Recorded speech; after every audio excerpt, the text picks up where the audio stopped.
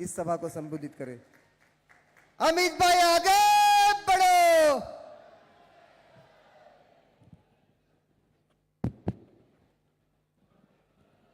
मेरे साथ बोलिए, भारत माता की। क्यों भाई, क्या हो गया है भंडारा गोंडिया वालों की आवाज को? मोदी जी को तीसरी बार प्रधानमंत्री बनाना है या नहीं बनाना है?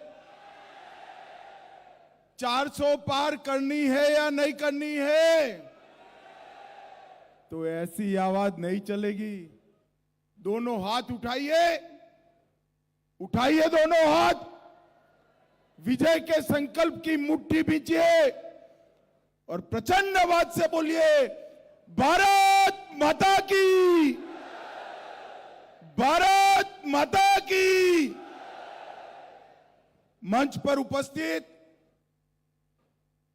महाराष्ट्र के लोकप्रिय नेता, उप मुख्यमंत्री और भारतीय जनता पार्टी के केंद्रीय कमेटी के सदस्य श्रीमान देवेंद्र फडणवीस जी, मेरे मित्र और राज्यसभा के सांसद, यहीं के धरती पुत्र भाई प्रफुल्ल पटेल जी, भाजपा के प्रभारी डॉक्टर दिनेश शर्मा जी, और आज जिनका जन्मदिन भी है और जिनको जिताने के लिए मैं यहां आया हूं, ऐसे हमारे लोकप्रिय प्रत्याशी, आगे आओ भाई सुनील मेंढे जी के लिए जोरदार ताली बजाइए जरा। और आज भंडारा गोंदिया की सभा में आए हुए प्यारे भाइयों, बहनों, माताओं और मेरे जिगर के टुकड़े जैसे युवा मित्रों, आप सभी को नमस्कार। मित्रों, आज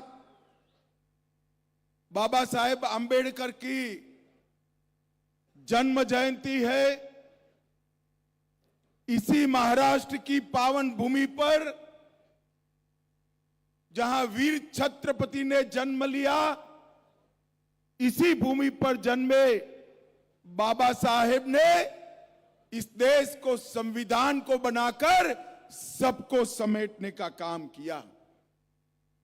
बाबा साहेब ने ही इस देश को पूरी संसार में सबसे ज्यादा समावेशी, न्यायप्रिय और सबके साथ समान व्यवहार करने वाला संविधान देने का काम बाबा साहेब आंबेडकर ने किया।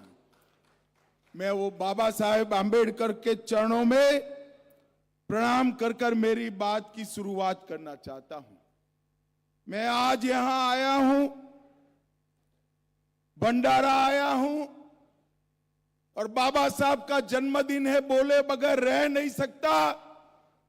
एक कांग्रेस पार्टी आज बाबा साहब का नाम लेकर वोट मांगने के लिए घर घर घूमती है।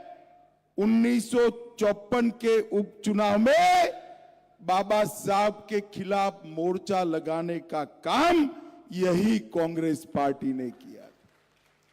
चाहे 1952 हो, चाहे 54 हो, एड़ी चोटी का जोर लगाकर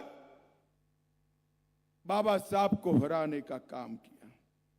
मतदाताओं को उस जमाने में 1 रुपया और नमक की पुड़िया देकर गलत तरीकों से बाबा साहब को हराने का काम यही कांग्रेस ने किया।